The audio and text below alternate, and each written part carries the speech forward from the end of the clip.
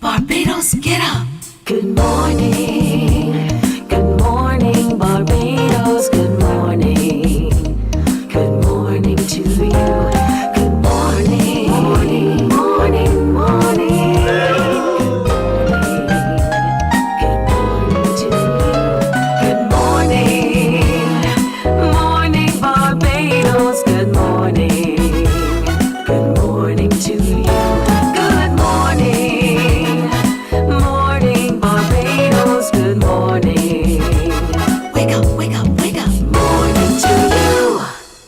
Good morning to you, everyone, and welcome to today. Today is Monday, yes, Monday, the 24th of March, 2025. I know I can hear some of you say, I think it's Monday already. Yes, it is Monday already. And for those of you little ones heading out to school today, do have yourselves a fantastic today. Now, for those of you watching us on our streams on Facebook, YouTube, and our website, grateful for your company. As always, welcome. Always wonderful having you company. Remember, talk among yourselves, but talk to us as well. We're happy that you engage with us every single day, and we're happy that you're sharing the show as well. I encourage you always and every day to share the show. Don't be selfish. Don't keep this all to yourself. Just tell someone else about it. Bring them along as well, and let's have some fun together. So share the show. I thank you indeed. And also, if you have a thought or if you know of someone that you'd like for us to share their information, you can also drop us an email. That's to morninbarbados@cbc.bb. A very simple email address, morninbarbados@cbc.bb. We thank you for helping us while we share all of this with everyone as well. So just get on and get going. One of those who joins us every single day on our YouTube page, on our Facebook page, is Roosevelt Bacco Corbin, who's on island. He's on island for a very sad occasion. He's mourning the passing of his mother, who will be buried today. And so to you, Roosevelt Bacco, from Mornin Barbados, we extend our deepest condolences indeed. And we hope that you find strength in knowing that she loved you and you loved her. That love is everlasting. So just hold on to the positives. Remember all the wonderful times, as I always remind folks at death. Remember the wonderful times, and that's all that will stay with you. So, Bacco, our deepest condolences to you indeed. Also, there's a lovely lady. Her name is Maureen Chandler. She lives at Half Moon Fort in St. Lucie. Maureen Chandler, good morning to you. Have yourself a terrific day. She's in her extended years. And so to you, Maureen, I want to call her age. You know, you never call a lady's age, but good morning to you, Maureen. Thank you so much for watching us every single day. Patricia Ben is also watching. Good morning to you, Patricia. Have a lovely today as well. You look lovely in your socks when you rock them on the weekend. Slender Glenda Yard, good morning to you, Slender Glenda. Thank you for coming online very, very early. I love it. You know I love this. Marcia Rock, good morning to you as well. She's saying good morning to all the beautiful kings and queens watching this magnificent Monday. She's wishing all of you a great today. Marcia Rock, thank you. Right back at you as always. So folks, it's Monday. It's almost the end of March. Let's make the best of what there is remaining in March as we get ready for April as well. And get ready also for the big Easter activities coming up. We've been meeting some of our swimmers who are heading off to Trinidad and Tobago for Carifta during the Easter weekend. We continue to wish them well as they continue their preparations, and we hope that they do bring, as they always do, great joy to our hearts. Now, you know how we start the show, right? I gave you time. I gave you 4.5 minutes to wake up your brain. There is a riddle for you to solve. The number for you to call is 228-5562 or 228-5563. Got the numbers? Good. Here's today's riddle. This one is simple, I think, but it will astound you. The question is, what can be touched but can't be seen? Take your time. Don't let that hurt your brain. What can be touched but can't be seen? 228-5562 or 228-5563. Can you touch your breath? You can't see it? Is that it? I don't know. You call me, you let me know if I've given away the answer. 228-5562 or 228-5563. What can be touched but can't be seen? It's a very, very simple answer. Very, very easy. Easy, easy, easy for real. Trust me on this one. 228-5562 or 228-5563. Let's see how smart you are this early on a Monday morning. What can be touched but can't be seen? Call me now. Coming up today, I asked the question, what is Webby Week 2025? And what's going on and how can it help you? Because there is something being planned just for you and just for our students as well. So we'll get details about that in just a little while here on Morning Barbados. Are you there, God? Well, it's me in menopause. Well, not me. The author of that book shares from her own personal experience, but she guides you through many of your own experiences and many of the ways as a collective you can come together to work with each other, to bring a calming spirit to each other as well. So we'll get to hear more about that in just a moment. But we have a call. Good morning. Hello. Hello, good morning. Good morning to you as well. How are you doing? I'm fine, and you? I'm doing well. Thank you for asking. You're up rather early again. Yes, because I have to go to work. What time do you leave for work generally? Right now, rain falling, so it's keeping me back inside. You're in St. James? But I will be almost out the door. Are you in St. James? No, see, St. Michael. You're in St. Michael and it's raining? Yes, Where in St. Michael are you? say House Road. Say again. House Road. Halls Road. Oh, just down the Yes. hill from us. Yes. Is it like a nice rain? A heavy rain? It's not heavy, but it's falling. And you can't walk outside in the rain? No. You don't have an umbrella? Yes, but I don't like it to get wet. But an umbrella will cause you to get wet? Uh-huh. Pardon me? No. So what's the issue? What is it? I just don't like to walk in the water. Okay, so you don't like to walk. Were you a child at one point who used to walk in the water? No. You I didn't? don't like to be outside when rain falling. I want to be no watching. Mecca, sport girl. You've never had a good sprinkle of rain while you lie down in bed and you know, that kind of thing? Pardon? You've never been sprinkled by the rain while you were in the bed? In bed? Yes, you sleep next to the window, don't you? Nearby the window? Oh, you mean that little bit of rain, the rain that comes through the window? yes, there you go. Same It's thing. cold. It's be cold. It is be sweet. I love it. I will not have it any other way. Once it rains and if my window is closed, I open the window slightly so I get a little bit of a sprinkle on me. It's a blessing. As long as the rain falling and it's not coming through the window, then they're open. Okay, fair enough. Do you take the bus or are you driving? The bus. So what time is the next bus for you? I walk to work and then Oh. when I go out, I do cleaning. So Okay. when I go off to my next job, I catch the bus. Okay, so you walk to work from where you live. All right. Yes. I won't delay you any further. Do you think you have the answer to the question? Yes, it's the heart. I beg your pardon? The heart. Why you say that? Because you feel things and it hurts, but you can't touch it. Really? No, that's interesting. And it's like when things happen, it touches you. Mm-hmm. It touches the heart, but you can't feel it. You can't feel it. With the hand. That is a very interesting perspective. So whose heart are you talking about? Yours or someone else's?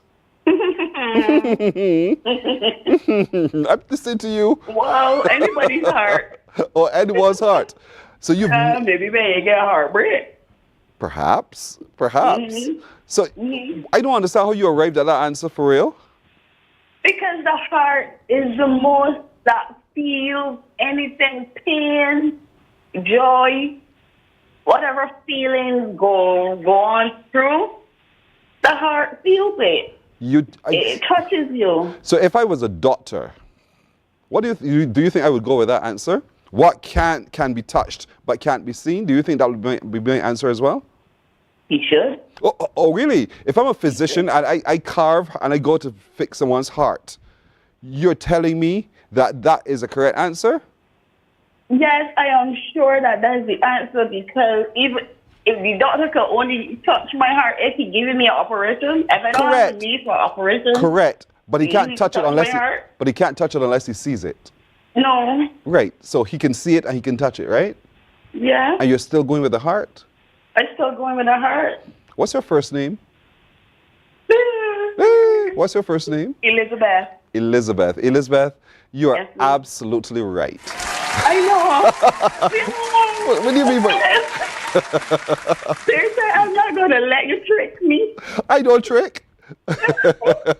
Thank you, Elizabeth. Have a good day, okay? You have a great day Good. too, seriously. I hope I allowed you to know that the rain has stopped now. A little bit. So start walking. Okay, bye-bye. Bye-bye. Take care. The family is watching. I love it indeed. All right, so we'll be talking a little bit about menopause in just a little while. So sometimes we are weighed down by our own thoughts. Sometimes we are we can be our own worst enemy. Well, Dawn Lover will come by to help us have a growth mindset, to help us change our perception of things and help us to get on that growth pattern indeed. And we're also into the final 7 days of regathering in the parish of St. Thomas this month of March. And so what's straight ahead in this final week? We'll get an update on that as well. And March 18th, as you know, was World Social Work Day. And so we get a wrap up of what happened and from some of those who either presented or attended. Can't wait for that report to come around. But let's get started this morning. It's now 11 and a half minutes after 6 o'clock. Taking a look at, God, are you there? Is that a fair question? Remember Auntie Carol? Yes, we were at chorus. Remember Auntie Carol, who in herself wrote the book, God, Are You There? It's me in menopause. Auntie Carol, good morning. Good morning. How are you? I'm well. Good to see you again. Thank you. Have you found your answer? God, are you there? I've always known God was there. Ah, good answer. Very good answer, whether you believe it or not. Really good answer. So talk to us a little bit about why you wrote the book. Remind us of your rationale for writing the book. It came out of my desire to help. I had so much suffering and so much pain during menopause, and it hurt my heart that so many women could be experiencing. Once I understood that every woman experiences menopause and so many women were out here suffering, I thought this, just for the sake of not understanding and not knowing, I thought, well, we need to provide information. Information is key because when we know, we can help ourselves, we can pass on that information. So I really wanted to be part of sharing the knowledge. And I'm glad you did, because generations past, that message was not passed on. Exactly. That knowledge was not passed on. But you're taking the bull by the horns and you're saying, you know what? I will break that cycle. I'll share from my experience the information that younger people need to know, because menopause is not affecting people much younger than what we thought it was. We thought it was an old people's thing. Yes. But now look at you, it's a young people's thing as well.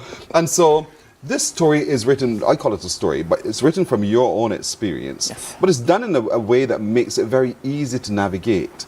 So walk us through the book. What's inside? Well, that is exactly the point, because one of the most difficult symptoms of menopause is brain fog, lack of concentration, difficulty to focus.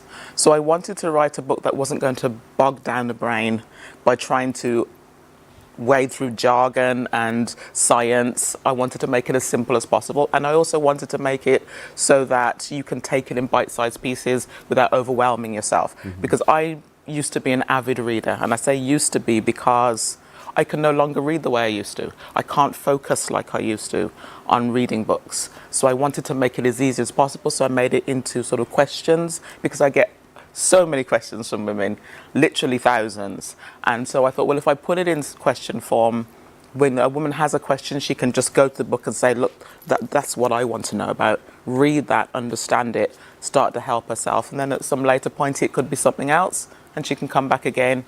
It's a constant guide. It can carry you all the way through your menopausal journey. What does brain fog feel like? Could you explain that to me? Oh, it is.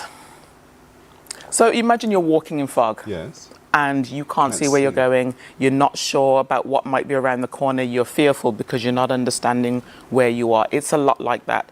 It's knowing that you know something, but you can't access it within your mind.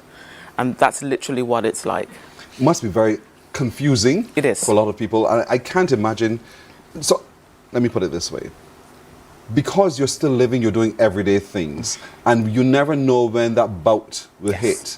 You could very well be in the midst of something very critical or dangerous, and you're hit with the fog. Is that how people with menopause have to manage? Yes, absolutely. I do remember watching an interview with an American newscaster, and she talked about how she was an anchor on the news, and she was reading the news, and all of a sudden her brain just went blank, and she couldn't focus on what she was supposed to be saying from the teleprompter. She couldn't remember the name of the person she was interviewing. So that literally is what women have to manage when they're going through menopause. Do you feel it coming on? Sometimes, yes, but most of the time it's a symptom can be consistent. So it will be a sort of an everyday thing. But sometimes you'll suddenly find yourself, you can't access information within your brain that you know you have. So it's not as simple as just forgetting something. You know it's there, but you cannot access it at all. And it can be really, really scary because it feels like dementia almost. That's exactly where I was going with the question. Can you feel it coming on? Because I can well imagine how it changes one's perception of oneself. Yes. And you begin to question your overall health. Is it a condition that has to be managed by medication? It doesn't have to be, but it's one of the frontline treatments. Hormone replacement therapy is one of the frontline treatments for menopause, but it doesn't have to be that. Lifestyle changes can make a great deal of difference. Managing your stress levels, exercising, managing your weight, all of those things can have a great impact on improving your quality of life. Are you a medical doctor? No. Good. And I ask that for a reason because I can't ask you all the medical questions, but because of your experience, you've taken the time to know, to Yes. find out. And oftentimes there are women who sit in silence, they sit in ignorance as well, refusing to find out because they're embarrassed to talk about it. Absolutely. I mean, some of the experiences that I've had, I won't traumatize your listeners with them, but I can understand why women would feel that way. When you're talking about things like incontinence, that's not something you want to walk around the street shouting at everybody. I mean, I would, because that's me. Yes. But I understand the feeling of shame or embarrassment that can come with that. So we sit in silence. And another aspect is oftentimes when you go to a medical person, they may not have the experience or the knowledge to treat you. So then you sort of get told, well, you know, it's not that bad. It's all in your head. You can get by, manage it. You'll be all right. You sort of get patted on the head and told to move along, and it can be really, really difficult for women. And so it's difficult for me too to sit across from you. Look at you, a full-bodied, able woman, because oftentimes women see themselves based on their fertility. Yes. And menopause has a way of interrupting that. Yes. And so she feels once she admits to herself that she has menopause, that she has now stopped being a woman. So how do you crack that thought? It's almost impossible for me to help a woman to do that, because it's something that I think professional help is needed also. I myself had some time with counselling, not for that particular reason, but it does help. I get so many women asking me to help them to get pregnant. I don't know why they ask me that, but I know I'm always saying that I'm not a doctor, but I do get asked all the time to help them with fertility. I want to have a child. I really want to get pregnant, and it breaks my heart because I know. Do you know what stage of menopause you're in? Is that you? Look, She asked a very simple question, just burst into our conversation here. Do you know what state of menopause it's a you're in? great question. But how does one know one's state of menopause? Well, again, this comes with knowledge and sharing information. One of the earlier symptoms is an interruption in your menstrual cycle. So it may get heavier, it may get shorter, it may get longer, and that is quite a very common early sign. If you know what your cycle is normally like and you find it suddenly changes, that is often an early sign of perimenopause. So what we saw there is what you also do. Yes. You are not ashamed to go onto social media, to use your platforms, to engage in conversation around this because you think it's critical. I do, because when I finally understood that every single woman on the planet is going to go through menopause, there's no getting around it. I often hear women say, oh, I'm not going to go through menopause, or I didn't. Yes, you did. You may not have suffered through it, because not every woman will suffer. The count right now is about 80% of women will experience debilitating symptoms, around 20% won't. So there are those women that will not suffer, but every woman is going to experience it on some level. So if we're all going to experience this thing, then we should all know exactly what it is. You know, you seem as if you're taking this as a rite of passage, a celebration of a rite of passage. So it's about changing the mindset as well. Yes, and this is not something I say lightly. It didn't happen overnight. It took years of walking through this process to get to the point where I understood that if I'm going to be postmenopause for the rest of my life... Oh, my word. Then it is. I know it sounds alarming, but if that is the case, we remain postmenopause for the rest of our lives. So if that's going to happen, well, then I have to find a way to continue to walk through happily and joyfully, because I'm generally a joyful person. So I don't want to be miserable and bogged down by this for the rest of my life. And so the book, Are You There, God? Why that question? Well, it actually stems from a book that was written back in the 70s. My publishers decided that they wanted to sort of shout out to a rite of passage book that was written in the 70s. And it's a sort of a tribute to that. So, Are You There, God? It's me. in menopause. So it's the same person, but now in menopause. Exactly. And so that, again, the rite of passage has occurred. And so you're now seeing yourself from a different perspective. Yes. And so you're shifting your focus as to what purpose you now serve.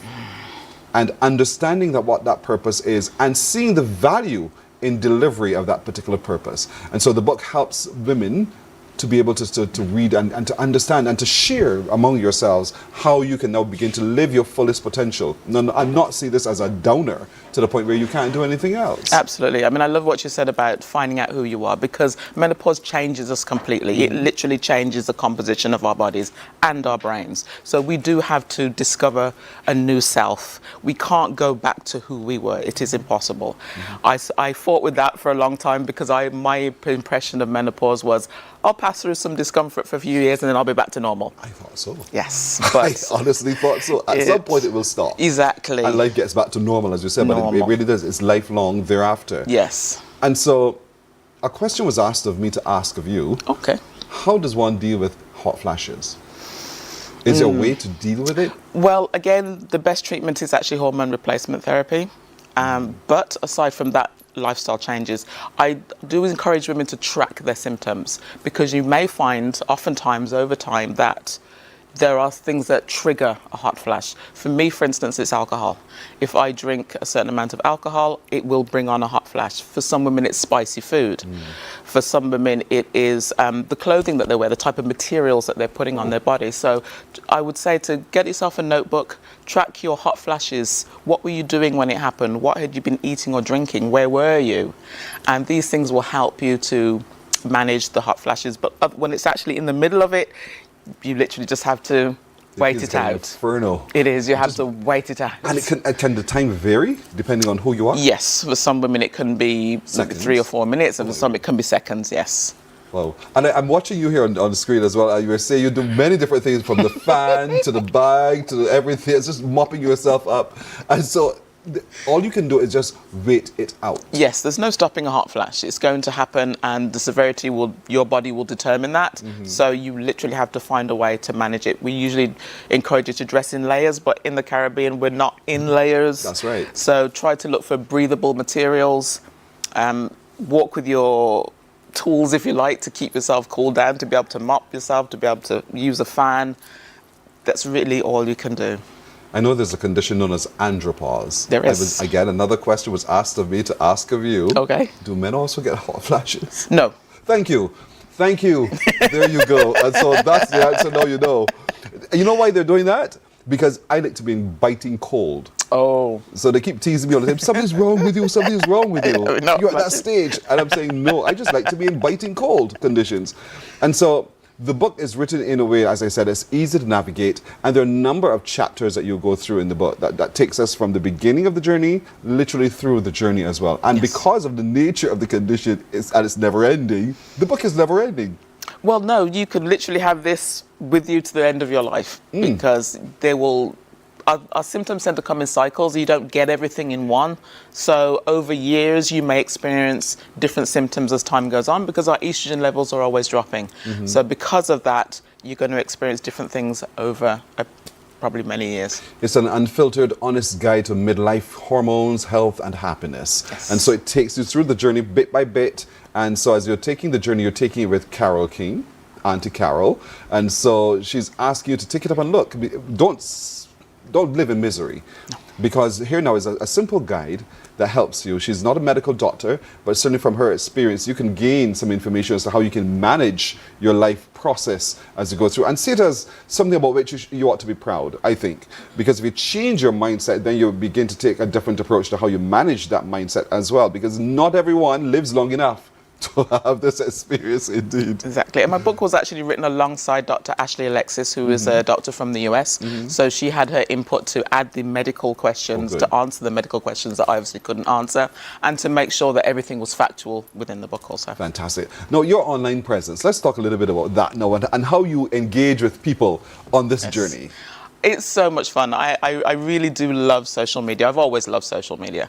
And to get in front of the camera and to bring the information, yes, which is important, but also just to bring a little respite, a little bit of laughter, I think is important, because I myself cannot manage through life without laughter. I have to have some sort of joy, some sort of fun. I think we all do. So to be able to just put aside what can be the misery of menopause sometimes, and just to have a little fun, because women often say to me, you know, I come to your page every day just for a little laugh, and I love that. I love that too. I like the fact you were able. You're the one who said misery, not me. I don't want to be accused of being insensitive, but that's all. It's a reality. Just name it and say what it is. It is. It is for a lot of women a very miserable moment in time, but it doesn't. The misery doesn't last forever in a sense, because it's just a moment. It's a flash, and then you're back to yourself again. Yes, you don't know when it'll flash you again, but you know, you're empowered, and when it happens, you know what to do and how to live your way through it, and. Again, younger women, because it must be even more difficult for the younger woman. The older woman understands at times, I think, that this is possible. But the younger woman, because the condition is also affecting younger girls, is this book also useful for them to be able to pick up? Yeah, absolutely. Because the thing with perimenopause is that it can begin up to 15 years before menopause. So that means that a woman of 35 onwards can start to experience symptoms. I myself started at 37. I'm 56 now. So it has been going on for a very, very long time. So women in their 30s need to know what's coming, because the other issue then is early menopause, which may prevent them from having children. So it's important to understand what the possibility of, because it's not just, menopause doesn't come naturally always. It can come through surgery. It can come through chemotherapy. It can come through medication. There's different forms that can cause menopause. It's not just all the natural process of aging. And all of that is in the book? Yes. There's a lot. It's a lot. You bet. And a relatively small book. And so for those who want to get a copy to read about themselves or to read your story as well, how can they do so? Well, right now it's only available through Amazon. I'm actually it's a book that was published for the US market initially, and now it's being sold all around the world. Right. So that's the book you're buying, everybody. Yes. Are You There, God? It's Me in Menopause, an unfiltered, honest guide to midlife hormones, health, and happiness by Carol King with Dr. Alexis. So we want to encourage you to go online to Amazon, and you can order the book. Order the book. You can order in hard copy, soft copy, whatever you prefer. Right? Paperback and Kindle. She said it. Paperback and Kindle. I'm so old-fashioned. So thank you so much, Carol King. Thank you. It's so wonderful to see you again. Thank you so much. And I wish that this book sells off in no time. I will always leave a nice little review for Carol King. You know, I'd appreciate that very much. There you go. And on social, we can find you as Carol King. Menopause 101. Menopause 101 on social. So start looking for her today. There it is. That's her page. So once you get there, you've come to the right space. Menopause 101, and you can engage with with Carol King. I was about to call her doctor. She knows so much about the condition indeed, because she's written a book. And so we want to encourage you to find a space in that place where you can talk to her, she can share with you, help you laugh just a little to ease you through what you're experiencing. Carol King, as always, good to see you again. Thank you so much. You're welcome. We're coming back in just a moment on Morning Barbados. Morning, morning, morning. Good morning. Good morning to you.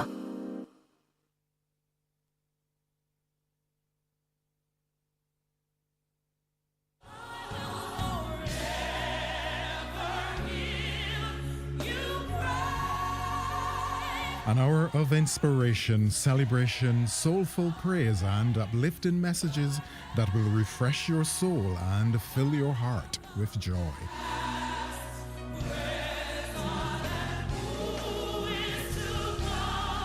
Q Gospel, Sunday at 4 p.m. on Quality 100.7 FM radio, bringing you closer to the music, the message, and the ministry.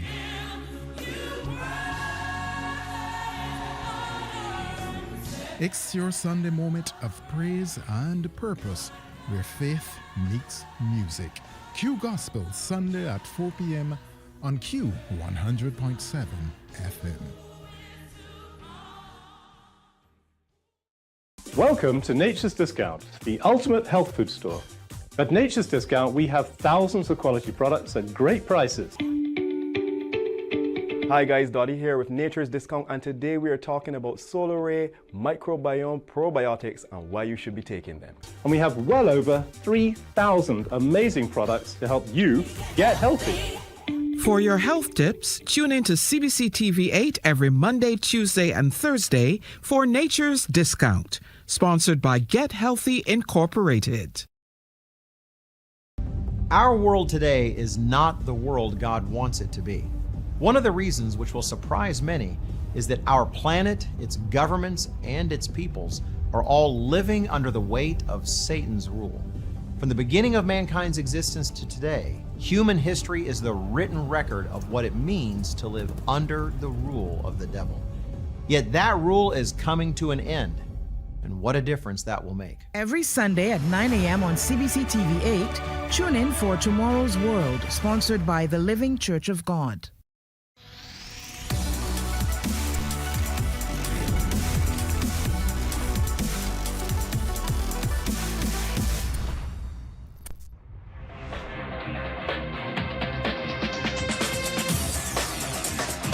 Week after week, Scald presents exciting reports and documentaries on the most varied topics of our time. Spectacular developments and innovations, lifestyle and trends of tomorrow, mobility and tourism, health news, highlights from art and culture. Each contribution grabs the viewer with extraordinary images and stories and takes him into fascinating worlds which he experiences here exclusively and up close. We're there. Morning, morning. Good morning. Good morning to you. 28 minutes now to go to 7 o'clock. I know. I said the phrase myself, Webby Week. What is that about? I have the same question. And so the persons with the answer are with me right now. Margaret Grant from Camp Transition is with us. Margaret, good morning to you again. Good morning, good morning. And again, congratulations on all you've been able to do to make a difference in education and helping our children transition from primary to secondary school. Thank you so much. You're very welcome. And you brought along a young man, Dante Baptiste. Good morning, Dante. Morning, sir.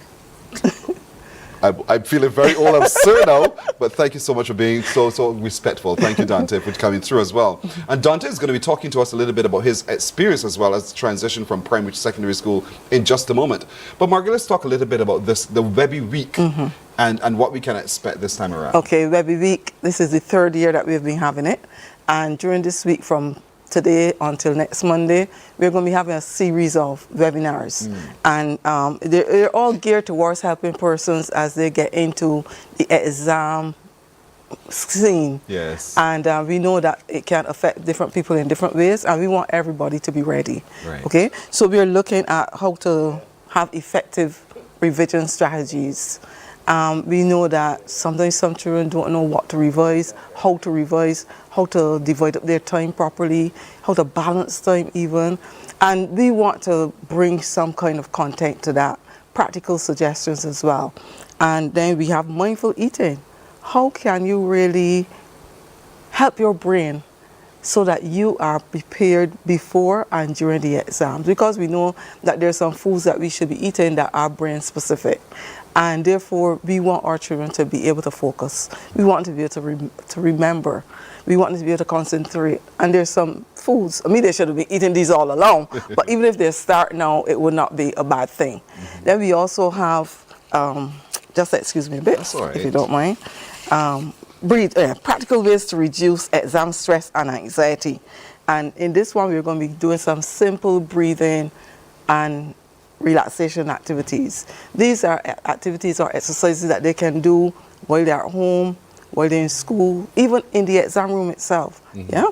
Dante just took a deep breath, so Dante heard you right away. I can see you from here, you know, Dante. So that's another of the sessions. What's the next one? And then we have transitioning to secondary school. We look at the similarities and differences between primary and secondary school, and then tips on how to transition easily. On Friday, we'll have after secondary school what? So we're looking at applying to sixth form as an option, accessing local and overseas scholarships. Right. We have a double scholarship winner who will be sharing her experience and give some tips on that. And then what are universities really looking for? When they see an application, besides what they have put down, what are they looking for in terms of selecting students? Because we want students to know that extracurricular activities are important. We want to know that volunteering is important. Yeah, not just a good grade. That's right. And then on Saturday we have exam, 11 plus exam, last lap tips for all those children. How to maintain calmness, watching expectations versus performance. What do you do the night before the exam, the do's and the don'ts? On the day of the exam, what really happens? We want to give them an idea of how that day is structured, and we're getting Mr. Glenn Price from the Ministry of Education and Technology. He'll be there to also share on that. We also have a parent, Yolan Boeing and Trell Boeing, who will be sharing their experience as persons who went through the experience last year.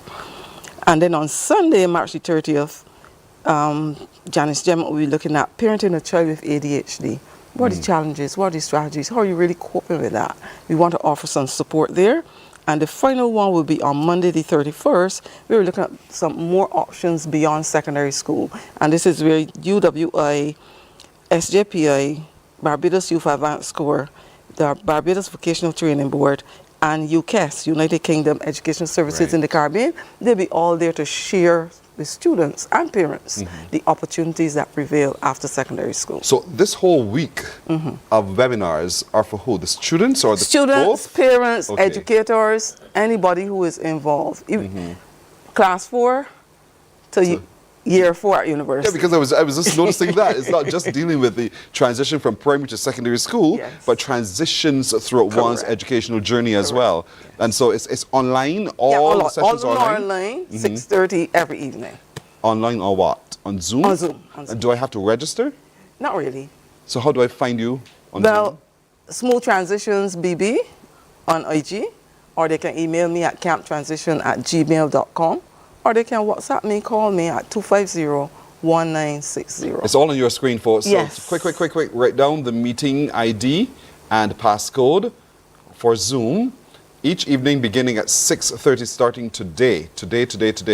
And that's the information right there on your screen. We'll post this also on our social media page on Facebook so you can follow along. If you missed it, you can come back to our social media page and see it for yourself. But we'd like all of you, students and teachers and those in between, to be able to come and access this rich information indeed. Now, Mr. Dante Baptiste, congratulations, you made it to a good school, the St. Michael's School. Yes, thank you. One of my sisters went to school there. And so she's very pleased and very proud to know that you are sitting on the chair across from me. So talk to me a little bit about your journey as a young man at 10, heading to 11 years old, and you know the 11 plus is coming up. How was that for you? I did not really feel nervous. I felt I was ready, doing all of the tests day after day and having extra lessons to just be ready.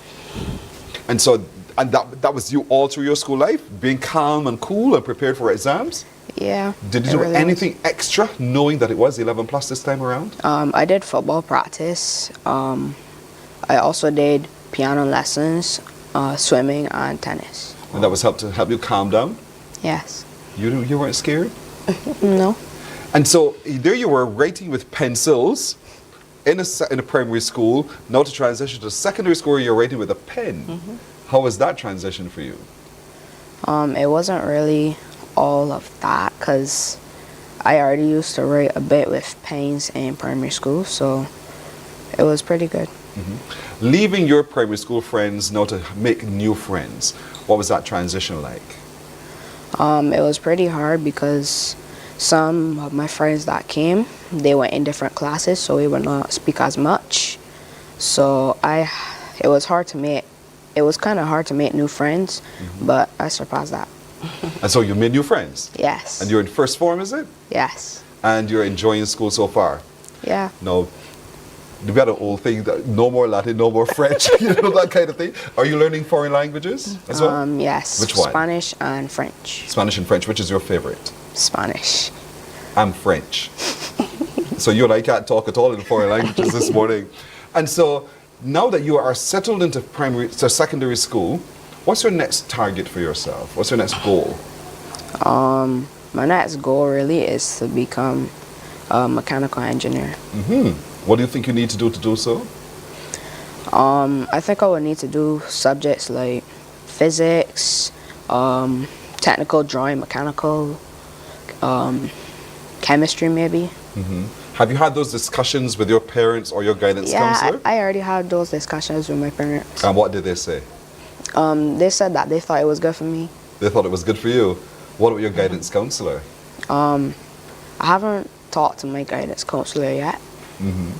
But you know your goals and you're going to achieve your goals. Yes. But you're seemingly very well rounded. You're into sports, you're into academics, you're into all of those things, and you're very focused on becoming an engineer. Well done, Dante. And that's what we want. But the confidence with which you speak, Margaret, you know, that's also a part of what you're doing. Yes. And we want our children to be able to be assertive. We want them to be able to communicate properly and confidently. And that is one of the reasons for having these sessions as well. So that you have an idea of what goals you want in life, and we are going to be able to help you pursue them. Because sometimes some children have goals, but they're afraid to even mention them because they think that they're above them, or they might think that people might not accept them or whatever, or they might be put down. But we want persons to be able to achieve their goals. Verbalize it. Put it in writing. Find ways to achieve it. Indeed. And these webinars would definitely help.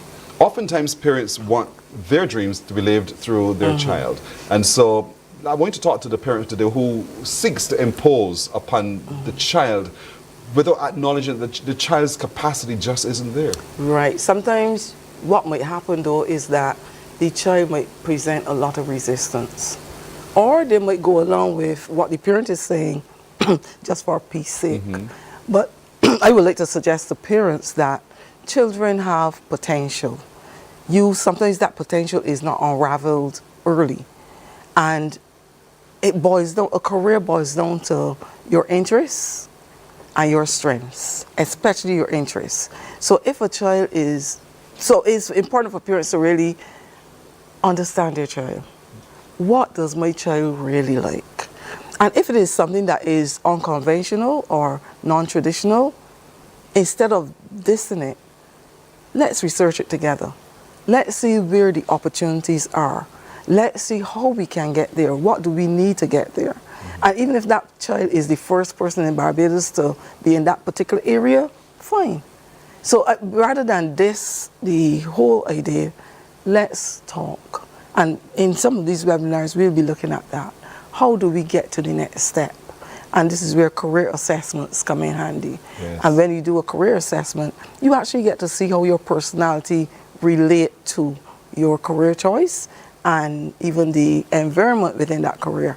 And that makes a big difference because then parents get to realize, hey, if my child is passionate about this particular area, they have the personality for that particular work environment, then let me support them. Absolutely. These webinars are very, very important for us. And so, Dante, are you going to the school that you wanted to go to, or are you going to the school that your parents wanted you to go to?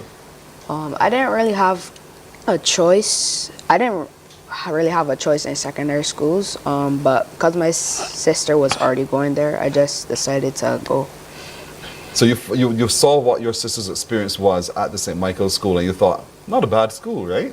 Yes. And so because you didn't have the choice, you aimed for the St. Michael's School. Yeah. All right, fair enough. Was there another school in your thought that you thought you wanted to go to? Yeah, that was. Yes, Coleridge and Parry.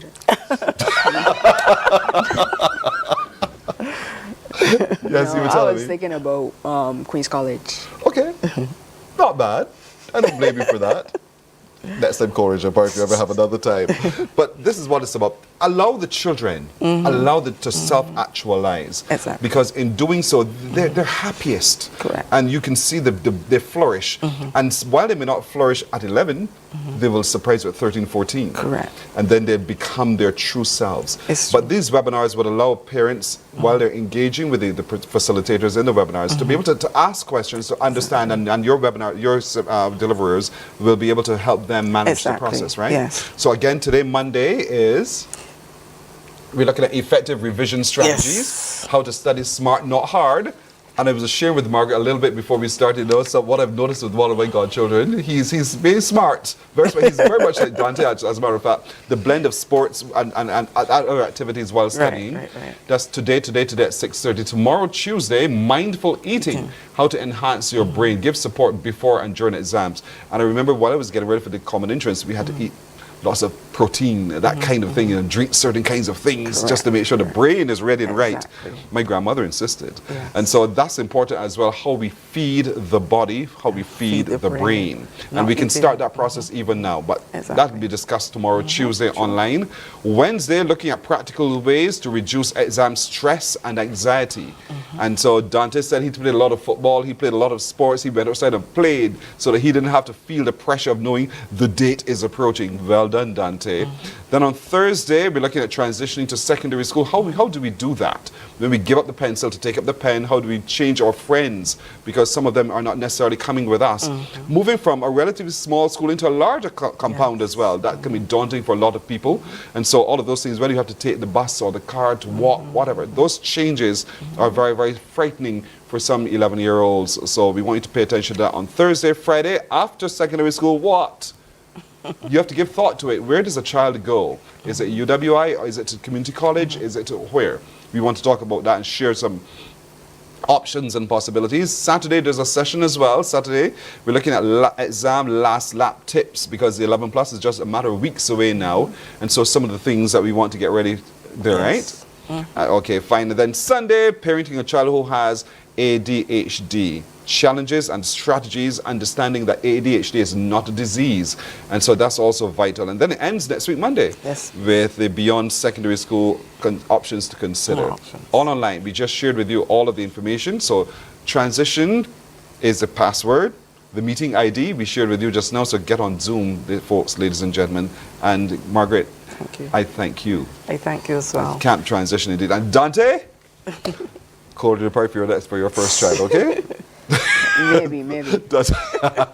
Dante Baptiste, he's a student of the St. Michael's School. He went through the process.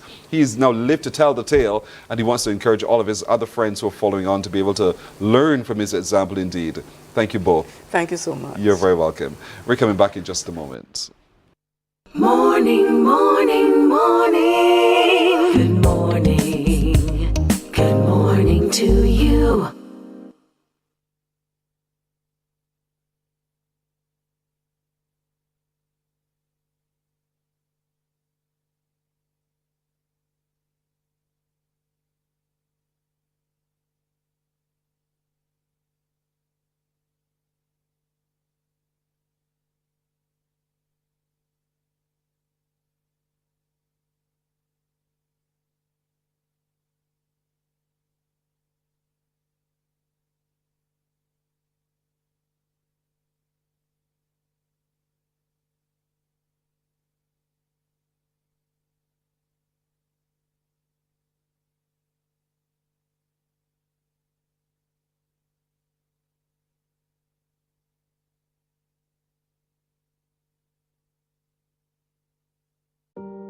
Hey there, it's Mahalia.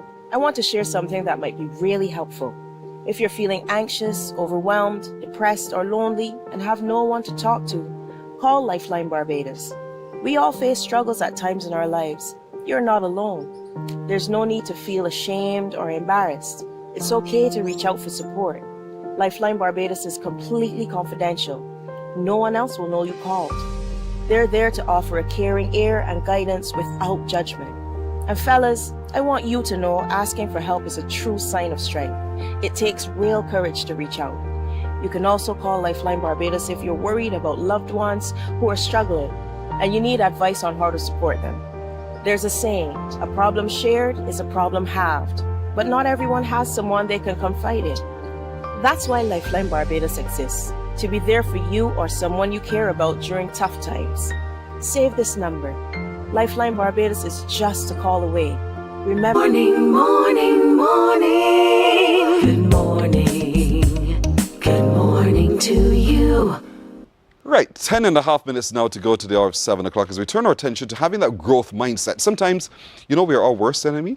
We tell ourselves things that damage us and we're not even mindful of it, because it just is the way it is. Maybe it's the way we've been cultured.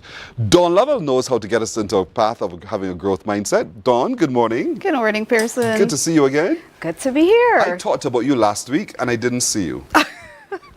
I'm so sorry. I wasn't feeling well. Say that in French. Pearson, comment allez-vous aujourd'hui? all I can remember. But it's good to see you. You Good to be here. How do we, because we're talking about finding ways to win at work and at home. Yes. And so part of it is having that growth mindset. When we say a growth mindset, what are we talking about? Well, that is, I like to think of it in, let's say, 5 parts. First, you have to be aware. Right. And you have to want to grow. There must be an awareness that there is more, first of all. Because if you don't know there's more, you don't know about there's something else to reach towards. Yes. So that's the first thing. Being aware that there's more to you, more to this situation, more to life, more to everything. And then being acceptance, where you acknowledge and accept where you are right now. Okay, so this is where I am. When I look at my life, I am the sum total of all the decisions I've made, good or bad. This is where I am. Now, then you think about now, how do I move forward? What do I need to do? And that's where it really, the rubber hits the road. Because many times people get stuck there. Okay, so I know I'm here, I've acknowledged, that this is where I am. I want to grow, I want to do more. There's more for me. Yes. What do I do now? So you need to now start to look around you and assess your situation. What are the opportunities available to me? What are the things that I need to do to grow? Is it that I need more classes? Is it I need to become more emotionally intelligent? Do I need to communicate better? What are the relationships that are around me? Who are the people in my circle? Are they helping me rise or are they not? How do I improve my life? Next, you want to also look at taking action, because when you've acknowledged and you've made all these decisions and I want to grow and I want to do more and there's all these opportunities available to me, what next? You need to take the step. And many times there also people get stuck because they have it all in their head and everything sounds wonderful. You know what, Percy, you've ever heard people that always say, I'm going to do this and I'm going to do that and I'm going to be that. Yes. And you look at them 2 years later, you're like, what happened? Correct. They never moved. They never put anything into action. So those are the steps really and truly for a person that wants to grow. First is the acknowledgement, though. Right. Acknowledge, but sometimes you have to weed. I do what I call a friends, what's the word I just said? Audit. Yes. Friends audit. Every December 31st. Really? Some are going forth into the new year and some are not. Because it feels like baggage. You know what I'm saying? Yeah. And so you determine for yourself the ones that will continue to inspire you and help you on your journey, and the ones who will just be latent now, because you're not going to engage as much with them as you used to before, because they don't add the value to the next stage of your development. And I consciously do it. I always also use something, I say to people all the time, I train my friends. If you want to be my friend, I train you how to be my friend, so that you don't come into my space to do the things to damage what I set for myself. Right. And I think the conscious effort, that's what you're saying, acknowledge and take a conscious effort to do something about it. Yes. Now, those are what I use. They don't have to be what you use, folks, to make your growth mindset work for you. And growth is not necessarily how much you have in the bank. No, it's not.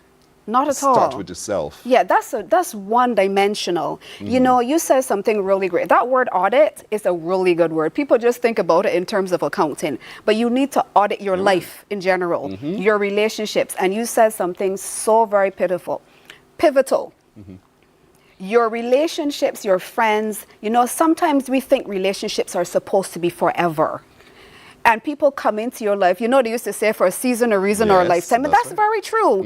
And we have to know that there are people that come into our life for different purposes. Maybe where you are at that point in time, who you are attracting is not necessarily who is going to go with you on your next level of growth. And that is something that we have to have in relationships, conversation.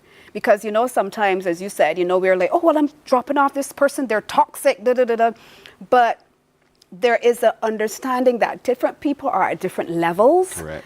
And definitely everybody's not going to go with you for the long haul, and that's okay. Precisely. That's okay.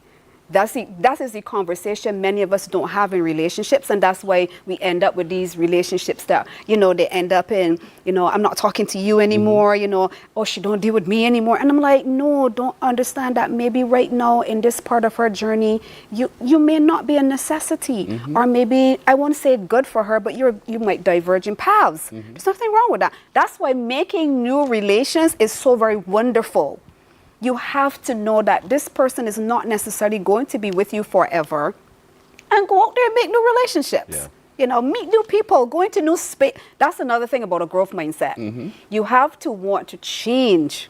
Many people are stuck in, oh, well, you know, this is me.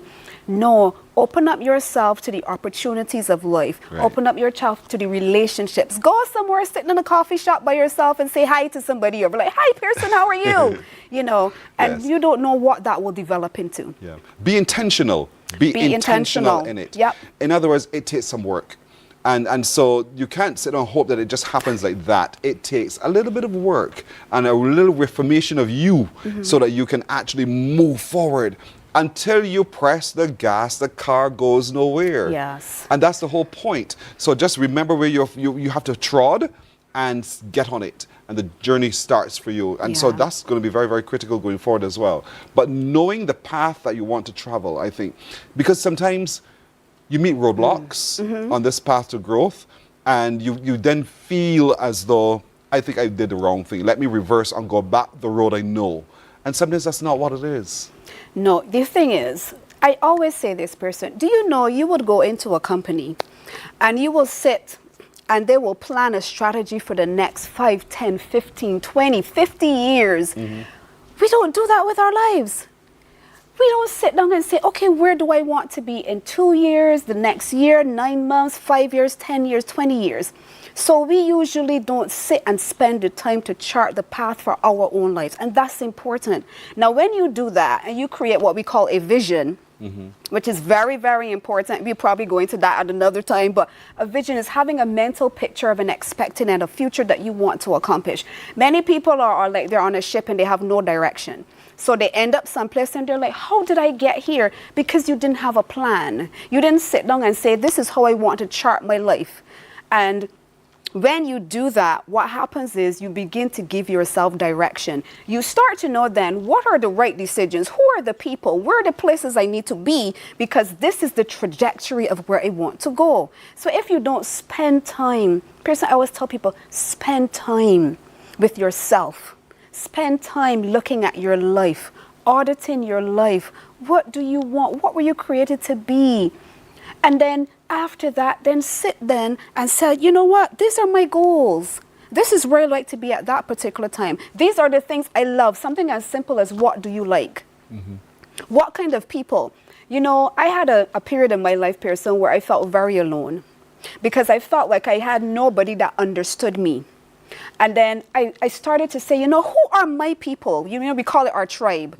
Who are my people? I love to go have chai spice frappes at a cafe. I love to have good conversation. I'm enjoying this. So who are my people? The people that love doing the things that I do, they may not even look the same as me. They may not do the same thing. You have to start to audit your life, audit yourself, be introspective about who you really are. Because many of us, we don't know who that is. And then sometimes I say to people, you know what? I can have a conversation with X and Y and Z person. I may not be able to have a conversation with X and Y, Z person, and that's okay. You like me for me, because this is me and this is you. You know, if we can interact at a particular intersection, that's fine. If we can't, it's okay. You're just not my people. That's right. You know? And that's okay. That's okay. That's okay. So the whole thing here is as we audit as well, know where the positives are. Yes. Understand what those positives mean. Don't beat up on yourself.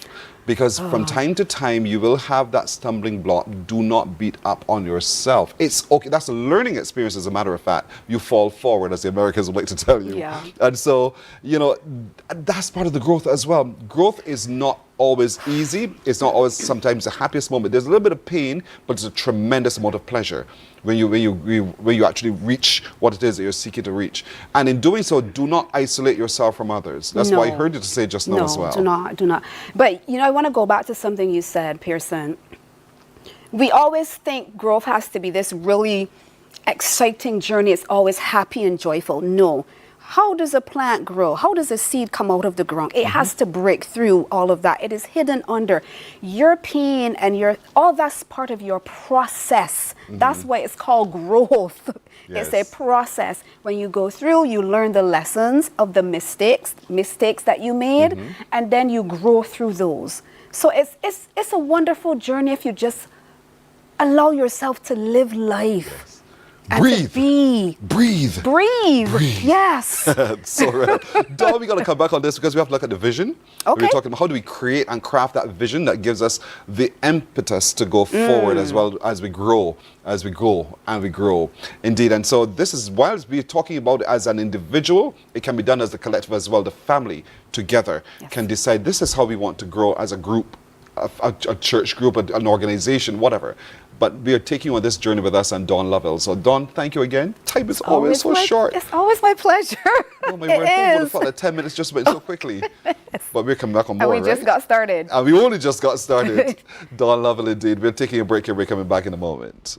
Morning, morning, morning. Good morning. Good morning to you.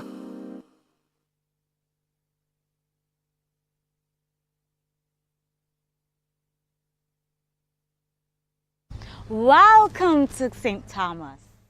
I've seen a lot of places around the world and far apart. But deep inside, there's only one that's closest to my heart. Wherever I may lay my head, no matter where I roam, Barbados will always be home. I love the open spaces. What a feeling to be free. I see I'm smiling faces. Oh, they mean the world to me. A place where friends are family. A place to stand alone. Barbados will always be home. Barbados. Yeah. Barbados. Morning, morning, morning. Good morning. Good morning to you. Let's take a let's take a look at the news now. This is my team that I work with. The health and safety of students and teachers will always be an area of concern for the Ministry of Educational Transformation. This from Minister Chad Blackman as he acknowledges ongoing issues at the Gordon Walters Primary School, which was closed over environmental issues. Last week, the ministry announced classes at the school would be conducted online, while the issues which included concerns about pests on the compound were addressed. Senator Blackman says since assuming responsibility for the ministry less than a month ago, he has been committed to a new and aggressive program to address the conditions of schools on island. The Education Technical Management Unit is already at work, and small contractors are being brought on board so as to support them in a phased but focused manner. Over the coming weeks, you will see these efforts expand. Over Easter, throughout the weekends, and well into the summer, so as to ensure that not only Gordon Walters, but every school in this country receives the care and attention it duly deserves. The 2025 crop over season will soon be launched, and conversations surrounding a new look for the festival are ongoing. Minister with responsibility for culture in the Prime Minister's office, Senator Chantal Knight, says since last year, the National Cultural Foundation has been engaging stakeholders about redesigning the festival. Senator Monroe Knight says the aim of these discussions is to get perspectives on what crop over would look like in the next 10 to 15 years. She was speaking during the 2025 Season of Emancipation media launch, which was taking place at the Rock Hall Freedom Village in St. Thomas. One of the concerns or challenges, let me say, again, just around, for instance, Kadooment. And the question about how do we ground heritage and heritage costuming within the Kadooment when the customer demand is perhaps otherwise, right? It is perhaps the more feathers and what they call pretty mass as it is evolving to be. So how do we contend with that? How do we contend with that movement? And then, like I said, how do we kind of make sure that we still have the focus on heritage, which was part of the evolution of Kadooment as well? How do we make sure that we contend with the development of, event producers and mass-based events? And Senator Monroe Knight says Barbados is also gearing up to host Curry Festa from August the 22nd to 31st. Carifesta will perhaps be one of the biggest celebrations for Carifesta that we've had in the region so far. Carifesta is normally a regional celebration, but already we have had interest from a number of delegations throughout the diaspora, from India, from Brazil. We have several delegations that will be coming from Africa as well, and every day there is growing interest in relation to the Carifesta celebrations, and there are also going to be some very unique elements that you would hear about for our celebration of Carifesta. A target of producing 1 million black-belly sheep set by Prime Minister Mia Amal Motley is achievable, so says consultant in the Ministry of Agriculture, Dr. Leroy McLean, who notes after numbers were input and data analyzed, it can be done. He says the venture is a partnership with Guyana, the CARICOM island, with responsibility for agricultural diversification and food security, and he was giving an update on the 1,000 black-belly sheep that were sent to the South American country. In addition, we have expanded the program to include Guyana because it is all part of the Barbados and Guyana signed an accord called the St. Barnabas Accord, under which the aim is to help to increase our food security in the region. And part of that was to send 1,000 sheep to Guyana, which will be used to expand the industry there. Dr. McLean stressed this won't be achieved in 1 or 2 years and has to be built on. It is not that we are sending sheep to Guyana. I've heard people say that we send all of the sheep to Guyana. I know we don't have any in Barbados, which, you know, those of us who are around the industry would know that is utter nonsense. The University of the West Indies CAFL campus has come out victorious, winning the 15th annual Caribbean Court of Justice International Law Moot competition. The winning team comprised Breb Bryan, Alea Moore and Kyle Harris-Singh. UWI CAFL was among 8 regional teams taking in the competition at the CCJ headquarters in Trinidad, including last year's winners from the Bahamas. The CCJ considered the moot an excellent opportunity to introduce regional law students to the principles of the revised Treaty of the Chaguaramas and to raise awareness of the court's original jurisdiction. CCJ President, the Honourable Mr. Justice Adrian Saunders, says the law moot has evolved into what he considers as a first-class curricular circular activity to develop and test the advocacy skills of law students. And what's very special about this moot, as I said at the opening, is that you test those advocacy skills before the highest court in the Caribbean. And the judges of the law moot treat you no differently from the way in which they treat the advocates who appear before us at substantive trials. New prizes were introduced under the tenure of Mr. Justice Burgess, namely, as you have heard, the Justice Jacob Witt Prize for Best Written Submissions, and another prize which is personal, very personal to Mr. Justice Burgess, the Sir Henry Ford Prize for the Best Oralist. Paradise kept the mid-table battle in the BFA Premier League tight after registering a 3-0 win over bottom-placed Abrams United Silver Sands at Allerton St. George. Meanwhile, Deacons, fighting to avoid relegation, were 1-0 winners over Pride of Gall Hill. 2 fixtures at the Allerton playing field. First up, Deacons in red taking on Pride of Gall Hill. Only 1 goal scored in this one, and it was from the penalty spot after a clumsy challenge from Saviour Blackman in the 59th minute, and he took out Sean Trey Edwards in the box. Even his teammates knew what was coming, a yellow card and a chance for Deacons to take all 3 points. Edwards, cool as ever, sends the keeper the wrong way. 1-0 victory then for Deacons over Pride of Gall Hill. The second match pitting strugglers Abrams United Silver Sands and Paradise in the light blue. 0-0 at half-time, so let's head to the second. After squandering several chances in the opening 45, Paradise made it count in the 71st minute via their star boy, Roger Collins. Ronaldo Trim with the distribution. Clinical from the Bajan Messi. 1-0, hitting top form for school and no club. Joshua Brown doubled the lead 8 minutes later before this challenge on skipper Joe Moore Harris in the 90th minute opened the door for a third. Penalty awarded. Harris with the responsibility right down the middle. Keeper on his haunches. Paradise defeating Silver Sands 3-0. That's a look at news right now. We'll be right back with more on Morning Barbados in just a moment. Morning, morning, morning. Good morning. Good morning to you.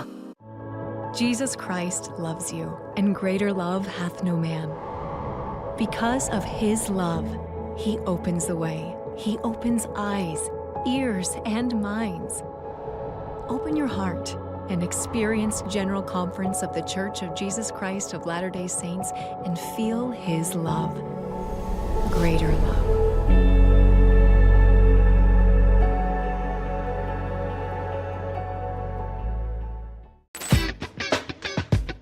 You are now watching the best of Crosstalk.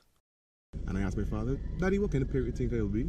And he just laughed and he said, Justin, you're not going to know what kind of parent you're going to be until you get children. My official title is aircraft maintenance engineer. So that is just a really fancy title for the guy that keeps your aircraft on the ground delayed and you're probably cursing in the cabin while he tries to fix your plane. I always tell people, the old people are saying, it's better to be born lucky than rich, yeah? And I have been the prime example of that. I've never had much, but I've always been lucky, yeah? Hey there, it's Mahalia. I want to share something that might be really helpful. If you're feeling anxious, overwhelmed, depressed, or lonely and have no one to talk to, call Lifeline Barbados. We all face struggles at times in our lives. You're not alone. There's no need to feel ashamed or embarrassed. It's okay to reach out for support. Lifeline Barbados is completely confidential. No one else will know you called. They're there to offer a caring ear and guidance without judgment. And fellas, I want you to know asking for help is a true sign of strength. It takes real courage to reach out. You can also call Lifeline Barbados if you're worried about loved ones who are struggling and you need advice on how to support them. There's a saying, a problem shared is a problem halved, but not everyone has someone they can confide in. That's why Lifeline Barbados exists, to be there for you or someone you care about during tough times. Save this number. Lifeline Barbados is just a call away. Remember, you can reach out whenever you need to talk. 2.5 years ago, I was asked the question, do you still want to be a van driver? And I said, sure. She inspires. Anytime you come involved with anything, you should know everything about it. I said, I don't see nothing vulgar nor derogatory in the movement. I will learn the movement and I too will be involved. She Inspires, a production of the Bureau of Gender Affairs in the Ministry of People Empowerment and Elder Affairs, Monday at 8 p.m. on air and online. She Inspires.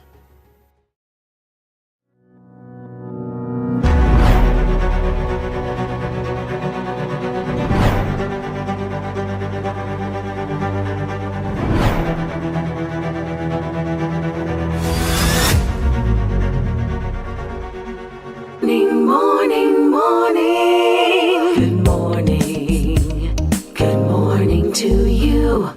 14 minutes after 7 o'clock, I have a riddle for you. Yes, indeedy. Yes, you thought you would get away? Nah, not with me. You're kidding. Here's the riddle now for you to solve, and you know what to do, right? Work it out, and when you're ready, you give me a call. The riddle is, in a bus, there is a 26-year-old pregnant lady, a 30-year-old policeman, a 52-year-old random woman, and the driver, who is 65 years old, by the way. So who's the youngest? Listen again. In a bus, there is a 26-year-old pregnant woman, a 30-year-old policeman, a 52-year-old random woman, and the bus driver who is 65 years old. So who is the youngest? That's what I want to hear from you. 228-5562 or 228-5563. Work your math, man. Work your math. Make it math. Tell me, who's the youngest in that one? Again, In a bus, there's a 26-year-old pregnant woman, a 30-year-old policeman, a 52-year-old random woman, and the bus driver who's 65. So who's the youngest? I'm waiting on you here. 228-5562 or 228-5563. And speaking of waiting, there's so much happening in St. Thomas this month of March as we turn our attention to nature. Joining me now is a representative of the Parish Organizing Committee, Petra. She's laughing because I made this mistake last week. Petra Ramsey-Rollock. Good morning to you, Petra. Good morning, Pearson. Thank you for having me. How are you? Oh, I like the voice today. I lost it at our cricket match on Saturday. You serious? Yes, I did. Good dear. But because you were screaming too much? Yes. Were you playing? No, I was cheering on my side. And your side? We won. We beat CICS. Bad? Not bad, but it was a exciting match. You actually were standing. Everyone was standing. Wow. Yeah. So it came down to how many runs? Well, CICS, they made 157 for 5 in 20 overs. So with such a high score, you know, everyone was saying, can they really make it? Yeah. So they started off a bit weak as well, but in the middle order, they gained some strength and they made 157. So everyone looked at us and they were like, can we really make it? And so we went out. At one point, we were 1 for 1. Ooh. Then we were 15 for 2. And everybody was like, yeah, will St. Thomas make it? But we had some really talented young guys who held firm. We had Joshua Grisette. We had a young guy by the name of Nichols. You know, he brought us home. And it was 153 for 7 in the 17th over. Whoa. And he hit that 6 and he took us home. So now CICS has not won a match for the year. No. So that's how my voice is this oh horse my person. Word. You sound so proud of your team though. I am, because the majority of the team are youngsters, all majority secondary school children. Yes. Actually, 3 of the players played this Saturday morning, but they said they still wanted to come out and represent St. Thomas. So it was an exciting match. Exciting. I'm glad. CICS, you are failing. You got to do better than that. Yeah. But then there was poetry at the Rock Hall Freedom Village. I was able to attend that. It was well attended. Nice. And to see so many young poets within Barbados, different genres, different styles. It really was an eye-opener. You know, that was my first experience of attending a poetry event, but it was just the tip of the iceberg for me, and I will be back at any other event that they're having. Very good. I'm sure that LaShawna and the team are happy to hear you say that. And there's some of the pictures we're showing you coming from that event indeed. And what a turnout. Yes. This was great. Yes. This was really fantastic. And again, it speaks to all of the work you guys are doing to really celebrate St. Thomas and all that St. Thomas represents indeed. And it doesn't stop, ladies and gentlemen. We're into the final week, Petra. Yes, we are. And you ain't tired yet? You ain't done yet? No, I've been to almost every event. Sometimes I say I don't know how I do it besides work and school and different things. Right. But you know, when you have that community spirit, when you have that passion within you, it's all about community. That's the whole compass of regathering. And even yesterday at one of our bus rides, we had almost 70 persons, and persons came from St. Lucie, Christchurch. We had persons from St. George. They would have heard about it, and some persons in their 70s. We touched some spots and they said, hey, I've never been to such places, and they've been in Barbados for almost 60, 70 years. So for us, these events show camaraderie. Persons would have made friends, and it's all about community. It's all about persons coming together to enjoy whichever parish they're celebrating. So it was an awesome experience as well yesterday. Did you get on the Rockland bus? Yes, I did. And where I was right up to the front by the bus driver. Did you say on the edge or yes, at the edge by the bus driver.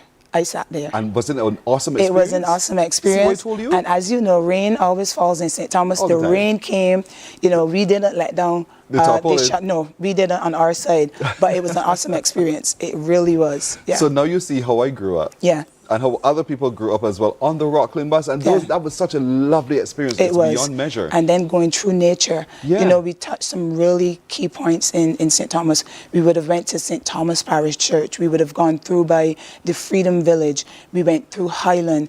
We even touched Earthworks. And some lady said she's never been to Earthworks Pottery. She has items, but she's never actually been there. Right. And just driving through St. Thomas yesterday, the breeze, the refreshing moments, you know, the foliage, the fauna, it was truly excellent. Nature at its best. Yeah, and I keep saying to people, just drive through and get lost. Yeah. And you'll find your way back. Don't you worry about it. But you'll also discover some unseen places you've never seen before, and you really enjoy what Barbados has to offer. Now, coming up. Yes. Not today. Is there anything on today? Not today, no. But tomorrow. The 25th.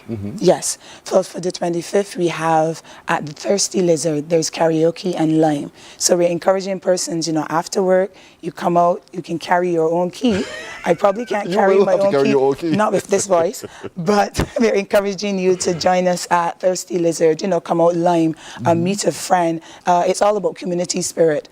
Then on the 26th, we have our Ideas Forum, where we're encouraging persons within St. Thomas to come, share your ideas, your concerns. You know, we want to hear what the residents of St. Thomas have to say. Right. Yeah. I want to tap back to the Thirsty Lizard for just a moment, because I understand you have a karaoke competition.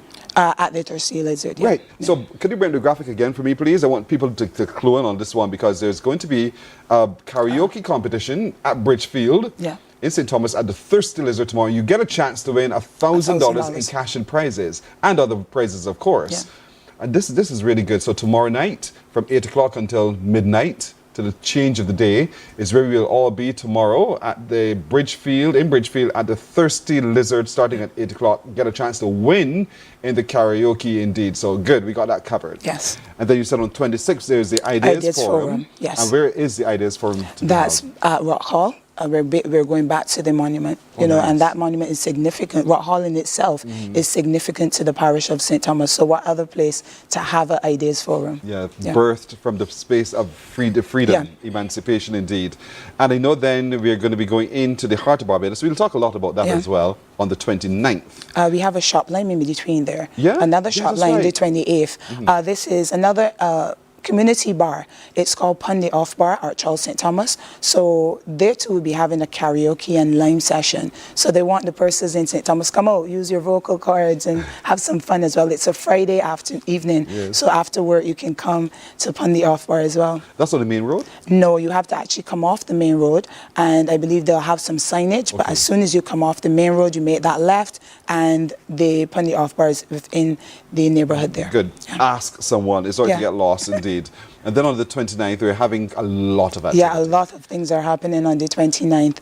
St. Thomas Parish Church, they have the Harvest Market, which is a business expo, encouraging persons to come out and support other businesses within the community. So that starts about 8 a.m. and it takes you through to about 6 p.m., I believe. Yeah. So, and then we have our marquee event, but I know some person else will be coming to speak of that to give you the real in-depth details, but that promises to be good as well. And that will be held at the Project House, commencing at 6 a.m. So we have a whole day of activities on the 29th for you. So much happening indeed in St. Thomas on the 29th, you know, with the one at St. Thomas Parish Church starting early o'clock until 6 in the evening, and then the other one goes all day long till Night Kingdom come in the evening as well at the Project House. But on the 30th, you're having something very special. I like the way you're winding down. So talk to us what happens on the 30th of March. Okay, so on the 30th, St. Thomas Parish Church, again, they have their harvest. So, you know, they're coming together again to give back to the community. And then in the evening, we have the Wellness Walk, and that is in collaboration with Bajan Fusion. Initially, we were trying to see if we can get 75 persons, but actually now we have surpassed the 100 mark. And that Wellness Walk is, I believe, the first of its kind, because it's a walk just for women and girls, and they're looking at the theme from puberty to perimenopause and beyond. And for ladies, you've been through almost practically most of these stages. So we're encouraging ladies to come out and join us. Unfortunately, registration has been closed where you can get your shirt, but that shouldn't be a deterrent. If you want to join us, come on out on Sunday afternoon, 2:30, and we'll get going from the parish church. And then 5:30 in the evening, it will be Rum Tales at Harson's Cave. Rum Tales at Harson's Cave. Yes. That's I suppose there's sampling and food and everything else to go as well? Yes. Okay, good. Now, and we see the information there. Discover the best of the Caribbean on Sunday, the 30th of March from 4 till 8 at Harrison Cave. Experiences include a guided Harrison's Cave signature tram tour, a Mount Gay Rum experience hosted by brand ambassadors. And those tram tours are at particular intervals at 4, 5, and 6. And of course, there's only a maximum limit of the tour for 28 people. So you need to call and register your space, and you're good to go. That's the Rum Tales and Tours, indeed, on the Sunday the 30th. I like that you started the month in church, in service. Yes. And you're ending in service as well. Yeah. And that's brilliant indeed. You must be tired. Not really. You're still enthused to do more. They wonder how I do it, but I myself, I'm not sure. I just keep going and going. I think that's my adrenaline. Yeah. You know, it just keeps going. It's when you stop that you feel how tired you Yeah, but I'm enjoying it, honestly, and getting to know people, network, you know, and going into different communities. Yeah. So for me, it's a win-win. It's an awesome experience in the month of March. Yeah. Good. So there's a little bit of a break today, but tomorrow at the Thirsty Lizard in Bridgefield, early o'clock, you'll be there for the karaoke competition. You get a chance to win some significant prizes. On the 26th, there's going to be the Ideas Forum at the Rock Hall Freedom Village. That begins around 6 in the evening. Yes, it does. And so we want all of you in St. Thomas and people from about as well to come share your ideas. And then on the 28th, we're having that Shop Lime Pundi Off Bar. That's such a strange name, Pundi Off Bar. And that begins at 7 o'clock. That's in Arch Hall, by the way. Yeah. And then on the 29th, we're heading into the heart of Barbados, really, for the project at the Project House. All day long, there's something going on there. There's also something happening at St. Thomas Parish Church. And then on the 30th, we're having that wellness walk for the ladies. They're oversubscribed, but they won't refuse if you want to come along as well. There's oversubscriptions for the shirts. Yeah. But if you also want to be there, you can wear your own thing, and you can come and take that nice leisurely walk and engage with the information that will be shared as well. And also, there's a St. Thomas Parish Church Harvest Festival in the church itself, and we're going down for the Rum Tales and Tours. Yes. I think I got it all. And on Friday, we're still going into Holy Innocent School. We had to reschedule that, but we are definitely going into the Holy Innocent School. That's for the school's quiz. Well, we change it a bit. We'll be doing reading and stuff to the junior children, so that's still happening as well. That's brilliant. That's brilliant. Well done. Well done, Petra. I must commend the team. You've done a lot. Against all the odds, you've done a lot. You've pulled them all off beautifully indeed. So well done. And take our best wishes back to the team as well. And thank you very much. Petra Ramsey Roller. You got it right. Just so. Petra, you want to answer the question? I have a question. I'll leave it for some person to call in. Scaredy cat? Not scaredy cat. Is your voice, right? Yeah. I'll work with that.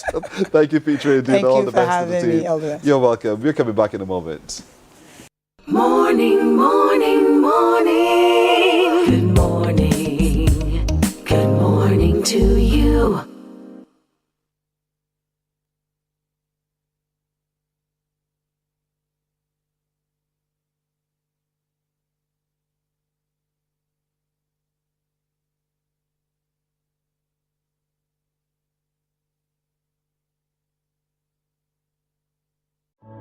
Jesus Christ loves you, and greater love hath no man. Because of his love, he opens the way. He opens eyes, ears, and minds. Open your heart and experience General Conference of the Church of Jesus Christ of Latter-day Saints and feel his love. Greater love.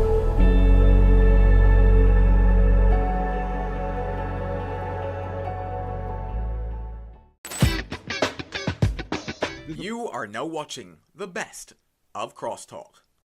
And I asked my father, Daddy, what kind of parent do you think I'll be?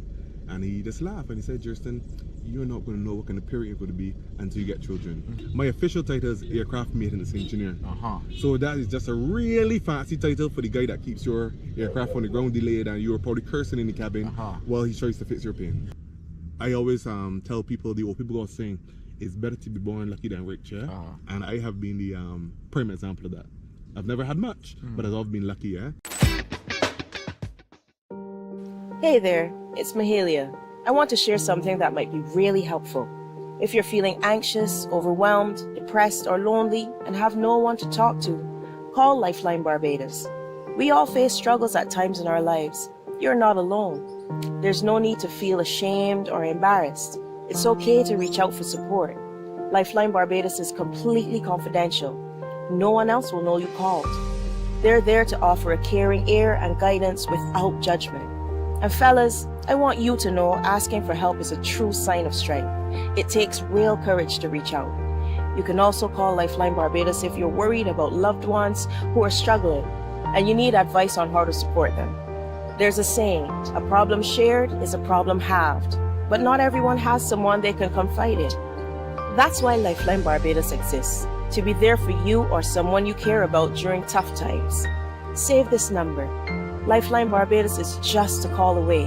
Remember, you can reach out whenever you need to talk. 2.5 years ago, I was asked the question, do you still want to be a van driver? And I said, sure. She inspires. Anytime you come involved with anything, you should know everything about it. I said, I don't see nothing vulgar nor derogatory in the movement. I will learn the movement and I too will be involved. She Inspires, a production of the Bureau of Gender Affairs in the Ministry of People Empowerment and Elder Affairs, Monday at 8 p.m. on air and online. She Inspires.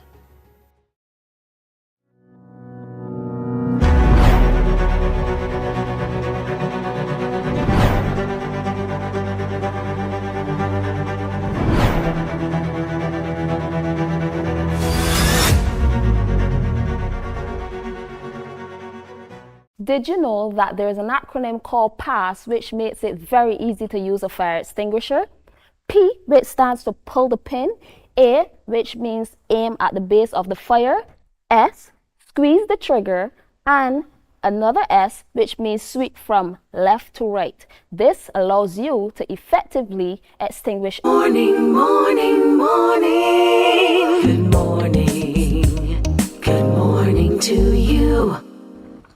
28 minutes now to 8 o'clock. I understand someone is bold to answer me on the question.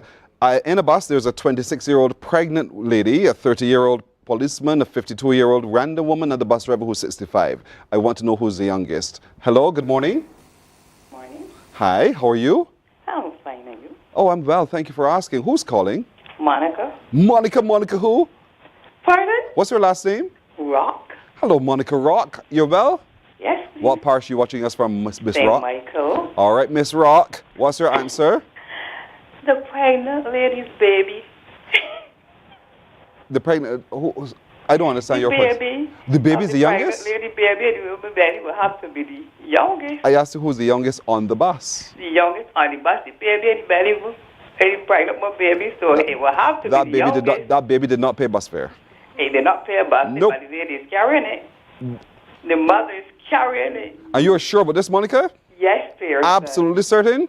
Yes, fair son. Hi, Monica. Put on your phone. You're right. Thank you. Bye-bye. You too. Good girl. I'm glad it burst all your weeks. I'm glad. I'm now joined by some social workers here, folks. I'm so glad, Sharon. I'm glad. You glad? You had to? You glad? Yes, that's the answer we had. And because of that, Pearson, we have one for you. Go, bowl it. Okay, in this bag, even the evidence, we have a culinary term referring to the thymus gland and the pancreas of cows.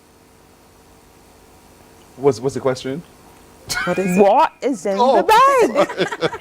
Ask that question again. A riddle for you. I have in this bag a culinary term referring to the thymus gland and the pancreas of cows. Oof. What is in this bag, Pearson? And if I get it wrong, what happens? You still get the bag. We're Okay. social workers. Well, I got we'll it still wrong. give it. I don't know. What's the answer? I have no clue. Here, Pearson, sweet bread. Let me hit you with this. Thank you, Sharon. No, that's all right, folks. Sharon and I have been friends for ages. Indeed, Sharon Rose Giddens, who's the president of the Barbados Association of Professional Social Workers. Good to see you again, madam. Good to be with that very back. difficult question, medical and all. Oh my, but just for you, just for you. Thank you very much, by the way. Janessa Peters, good morning. Good morning to you, You are a student of social work, or you are just a social worker? A social worker. A little girl like you. I have a little girl that's 11. Oh, congratulations. So she's doing the 11 plus this time around? Yes, she is. Ready? She's ready. Are you ready? I'm not. You need a little social worker to deal with you, no problem. Across from us is Terry Best Thompson, a social worker. You're with Barbados. Yes, please. You like what you do? I do. I love what I do. I like Sister Clark Richmond. I like her as well. Okay, good. And one of the facilitators in Dr. Linda Walters, you talked about, ouch, I'm burning up. Yes, I did. Wow, how was that for you? It was awesome. It was about burnout. And so we had our participants do a burnout survey to see how and what level of burnout they were at. So it was very good. I'm coming back for the results of that in just a minute. Oh my goodness. Yes. So Sharon, talk to me, how was it? It was awesome. I can imagine. It was fantastic. It was really and truly an amazing conference. And I think each of us can reflect on a particular aspect of it. But as part of the planning team, as chair of the organizing committee, being there or late nights, at times up to 10:30, 11 o'clock, whatever we needed, then we really got through. The evaluation forms, which we shared, most persons said it was very, very positive, and they're looking forward to having it maybe for 2 days, self-conference, self-care. And then we also found that persons are even practicing having ended the conference, which is what we wanted. So persons are getting into exercise, definitely ensuring that they have a lunch break, and they're also talking to each other and looking out for each other. Which is important, which is part of your target. Janessa, was that your experience as well? Definitely. I think the conference was really a success. We had a number... I like you're still wearing your tag. Sure. Sharon Rose insisted that we... yes. Yeah, I think it was a really good conference, and we had social workers from a number of agencies across the island. We had some from Welfare Department, from Child Care Board. We had some from the Ministry of Youth and Wellness. Our school social workers were there as well. And I definitely want to highlight the males that were in attendance, as it really highlighted the fact that self-care is for everybody and not just women or mothers. It's for everybody in the profession. And for me, one of the key takeaways was that self-care is not only an individual responsibility, but really a collective effort that strengthens the profession. So we had really insightful presentations. I think Linda's presentation was one of my favorite. Really? I scored 43, so I think that was relatively... Out of how many? What was the... I think that was relatively good. Yeah, 68. Right, so I think 43 was a relatively good score. I think it said you're on your way to burnout. So now I know I can maybe go to the beach more often, or I need to do something. And then we had interactive sessions in the afternoon, and it was really good for me. So I definitely want to say thank you to everyone that attended. Thank you to our planning team as well. We had these conference goodie bags that were really thoughtfully planned out. The males had their bags, the women had their bags, and we had candles in there, stress balls in there. So it was a really nice and unique conference bag. My daughter took all of my stuff. It was a really good conference, and I just want to encourage all social workers out there to continue to prioritize our well-being as we serve the different communities that we serve. You sound as though you would love to be there again today. It was really good. Honestly, it was nice to be out of the office among all the other social workers. It really reminded us of why the work we do is so important. It was really good, honestly. That's brilliant. Yeah. Terry, good morning. Good morning. You've worked with Barbados. I do. But so explain to me what your role has been with not just the conference alone, but what do you do as a social worker with Barbados? Well, I'm the counseling coordinator at Barbados, so I manage the counseling department. And I felt like this conference was very important because it was a reminder for the management team to check in on their staff to make sure that their roles and what they do is effective and not causing burnout for the staff. In social work, there are so many social problems, and those come back to all social works in every agency. And sometimes the persons who are empowering those people also need to be empowered. So supervisors and managers really need to be on board when they're working with helping professionals. So it was really, really interesting. It made me second guess. I had to check in with my team and saying, am I empathetic? Do I meet your needs? So it was good for reflection purposes and as a reminder that it's not just ourselves, not to be selfish, but the village and making sure we are collaborating and putting things in place so everyone can function effectively. What was your score? My score was 32. Surprisingly, I am not burnt out. She's a little word. She had a birthday, you know, and she was one of the, when we plan and we say, okay, who will we give prizes to? And we highlighted if there's anyone having a birthday on this day, they will get one of our sponsored prizes. And it was Terry. It was. Well done, Terry. Congratulations on your birthday. It was. Thank you very much. It's a blessing to fall so close to the profession because my birthday always lands around World Social Work Day. And I am a social worker and I'm proud of that. So I mean, they also fall on St. Patrick's Day. But yes. So next year, we'll have a gift for myself again. That's right. That's right. So don't you worry about it. Don't you worry about it. Dr. Linda, to hear these students say what they said about you and your session, that must be so heartwarming. It is, and so necessary at this point in time. I think it echoes that as social workers, we are helpers, but we also need help. And what I loved about this conference was the additional presenters were also partners. They were not all social workers. And so that just shows us as we share with our clients that we need partners. It's not me by myself, we need partners. And so this was helpful. I'd like to hear the exercise where we got 30-some and 40-some. What was that exercise? I actually bought you. You want to test me? Yes, I bought you. Oh, Lord. A burnout self-test. So I have to write? Yes, absolutely. Thank you. Sorry. So I'll listen to you while you do what you're saying to me. So it was very interactive for you. Yes. And this is something you do. Yes, and you I think do. it's something that most officers should do, not just social workers? Absolutely. Not only they need to check in to see where they are on the burnout test, but then have plans in place, wellness plans, employee assistance plans, counseling, giving the staff an opportunity to do their self-care while trying to meet the demands of the work. So I think it's important. And so that's what we're talking about here, Sharon, that it's important that we do all of these things and we create opportunities for this to happen. Yes, and It's 2 add pages? to that, you get through it as social. You're now our student right Yes, now. and I'm taking time to do my exam. I'm listening to you. So added to that, also recognizing and building from what Linda was saying, we would have had presentation in art, sip and paint. There was also presentations in dance, exercise to say thank you to our bodies. Where's my paycheck gone? I mean, that was very enlightening because there's that financial part of what we do. Yes, we work, but how are we spending? How are we saving? And what I want to emphasize is that we also want to make sure that you plug in self-care as a way of preventing further ill health.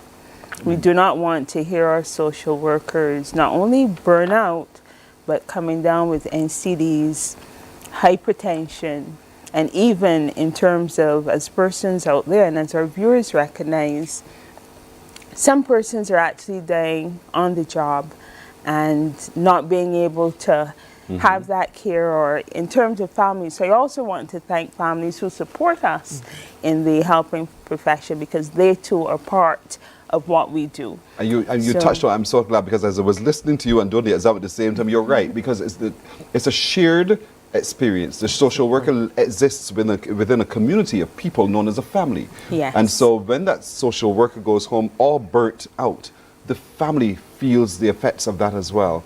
And so sometimes, are there any plans then to tackle it from that perspective, where you engage outside of just the social worker alone?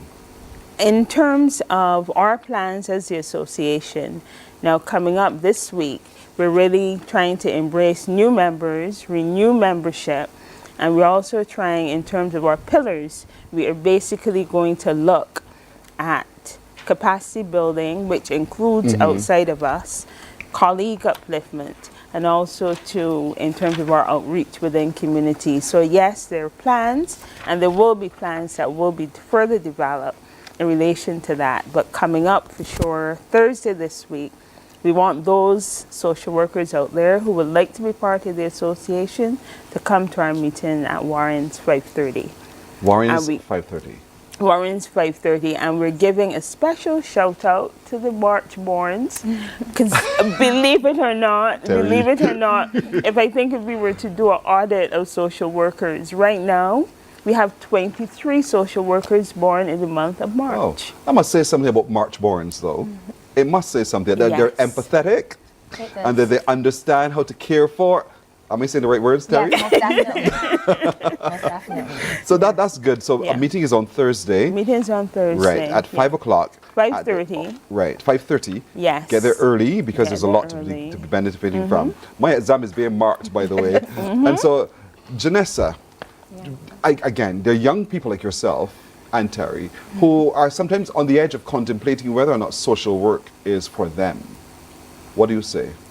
I would say if you love helping people, then it is a profession that you will enjoy. It is a profession that no 2 days are the same. You have to know how to balance your time as well. You have to know how to be very empathetic even when you're off the clock. You may come across a situation and you decide, you know what, I can't just walk away from the situation, because at the heart of being a social worker, you're going to be a social worker even outside of the office. So I would say to anybody out there that if you genuinely want to help people, and you want, especially my passion is for young people. I really love going out to schools and talking to students and really engaging with them. And it is something that I genuinely enjoy. It's actually not a profession. I spoke at Queen's College, and afterwards I asked the students, you know, so how many of you would want to become a social worker? And no hands went up. And they were like, how much money do you get paid? I'm like, well, if that's the question you're asking, you definitely don't want to do it. But, you know, you meet some people, and I always encourage others when we meet students from at university. I've met a few students who are currently doing their internships, because as a young as I look, Pearson, I finished university in 2016. So I'm not a student anymore. I'm actually going back to do my master's soon. Well done. But I always say, if you really genuinely want to help people, then it is a profession for you. That's it. And help, and not in terms of financial gain. You're not in it for the money. The gain and the rewards actually come in knowing that you have empowered, you have built, you have not only for that individual, but you're doing it for the family, for the community, and for the wider society. So you're definitely encouraged to come on board, you know, be a professional social worker. Yeah. In my next life, I will be. That's soon. That's real soon. Depend on your Dr. Linda, exam. you're right. Yep. Dr. Linda, be careful what you say. Well, I'm happy to share with you that you are not burnt out at this time. At this time. At this time. So this again is... what's my score? Your score was 25. Oh, wow. So you are So under the lower it 30. is, the better it is? Yes. Oh, okay. You beat me, Terry. You beat me. No, you got 23. I got 32. Oh, you got 32. Yeah. Yes. Oh, come on. Come on. I must teach you all these coping skills. I'm taking back my tip. Not today. But I would suggest you do it again in another 3 months. Why? Just to see. Because Things happen. change. Exactly. Okay. So you might, you know, increase in score. Fair. Yes. And so this is what you do. Yes. And for people who are thinking this morning, you know what, this is interesting, offices in particular, who would want to get your services, how can we do so? Well, I have a company called LSW Therapeutics. It's online, so you can also try to message me that way. I offer group therapy. I offer presentations, counseling, and giving them tools in how to help manage burnout, because it is something that is manageable. Yeah. Because I didn't know that I would have scored so well. That's the truth. I honestly didn't. Given all that's happening here, didn't know. But thank you for that, for knowing. But thank you for knowing that you exist, who help us to understand where we are in the range, and then to help us with solutions as well. That's absolutely critical. Because I can tell from Terry and Janessa that the practical examples we gave to them, that they're smiling now, they're happier, they're happy, they're bouncing, ready to go back to work today, indeed. And so that's what it's all about. Yep, and we will give you back your exam paper. Please frame it and make sure that you... Put 25 on there. I thought the higher number you got, the better you were. No. I'm going to blame the 11 plus for my high levels. You need help. She's on the verge. It's the 11 plus that has to be so burnt up. It's 11 plus, fair enough. But there's certain things that we really want to come back and thank Yes. Mornin Barbados, really. We started the discussion with you, and I'm sure that your presence there on the day also made a difference. And being that partner in what we continue to do and what we continue to serve. So thanks definitely to you. Thanks to the sponsors who were able to give Terry that special gift. So we had Little Caesars on board. We had Burger King. Mornin Barbados also gave us some tokens of appreciation. Initially, they couldn't give for all because we had over 173 persons. So they gave for some, and that meant a lot, in terms of making the effort.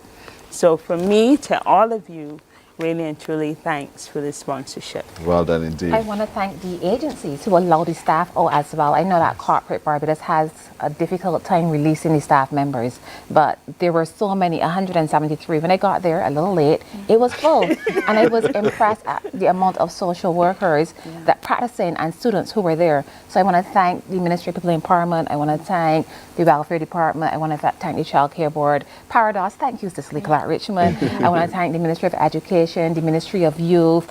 There are so many organizations, if I missed you, but I think that was really important for them to allow the staff the opportunity to participate, and hopefully next year they'll give us 2 days. I'm hopeful of that as well for you. And I'd like to thank the partners, the persons who did the presentation. So I'll start with Gunsel Taylor, Jomo Phillips, Elisis Joseph, Donley Carrington, Stephen Mason, Annette Cumberbatch, Daniel Aline, LaFleur Cockburn, and Brenda King O'Neill.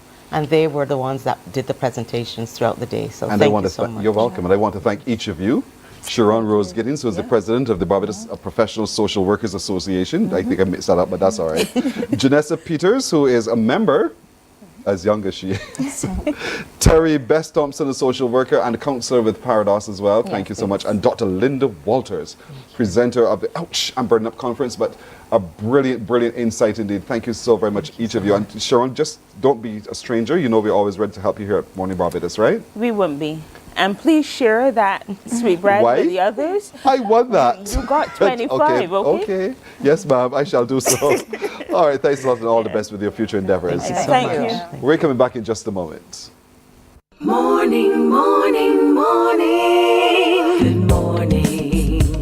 Good morning to you.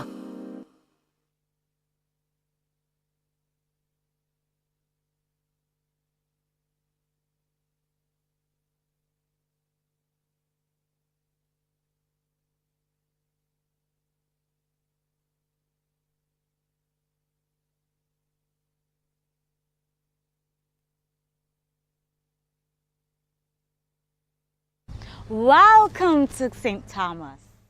I've seen a lot of places around the world and far apart. But deep inside, there's only one that's closest to my heart. Wherever I may lay my head, no matter where I roam, Barbados will always be home.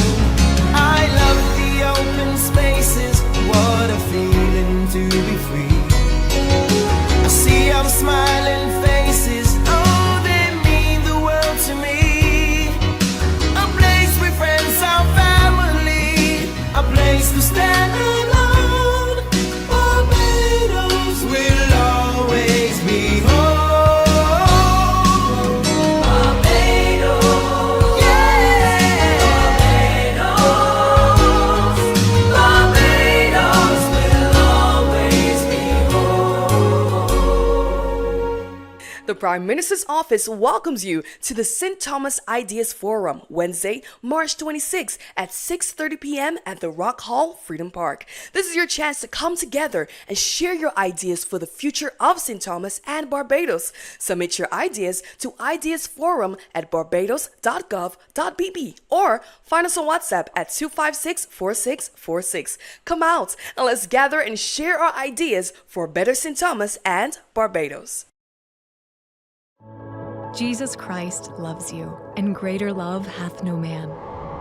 Because of Morning, morning, morning. Good morning. Good morning to you. We only have, 6 minutes left. I must remind you that on Friday last, the 21st World Poetry Day, there was an event at the Rock Hall Freedom Village where poetry was on display, but also they took the opportunity to recognize a son of the soil of St. Thomas, Aja. And if you missed it, take a look at this.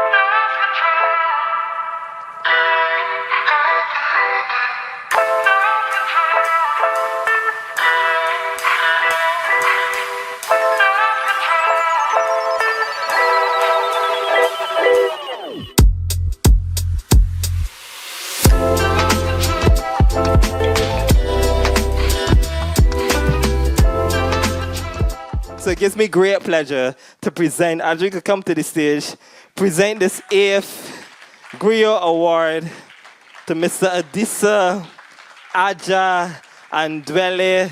Photographer, man, make sure you get this shot. Aja is a great pleasure, man. Yes, yes. And congratulations. Let me hold it so the cameraman can get a shot there of it. This is really a pleasure, humbling, and it's interesting that it's happening in my birthplace, Rock Hall, Freedom Village, with my great-great-grandfather and Robert Downs on the plaque, watching me, right, you know? Them take me up, them lick me down, and bring me long across the ocean. And pan this land, them let me stand, but sit me down pan England. I say, come back now, come back now. No, I come back now. Can't hear you.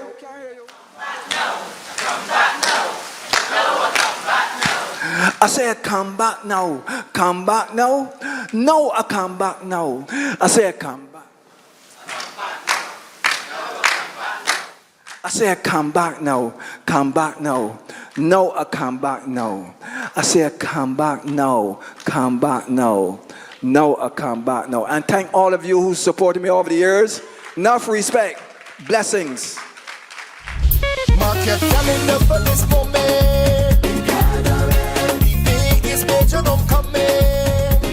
Well, that's Aja, recipient of the Griot Award. Also, last weekend, as we told you from Petra, that there was that cricket competition, a cricket match, CICS versus the Parish Independent Secretariat of St. Thomas. Who won? Take a look.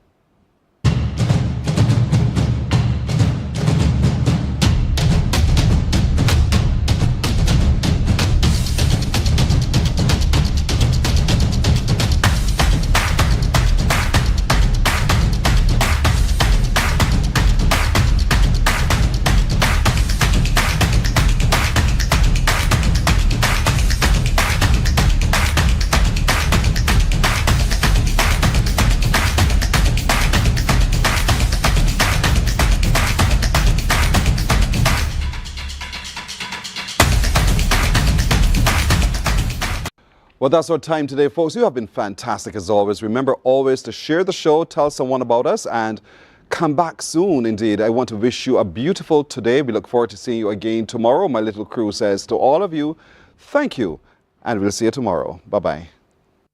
Wake up!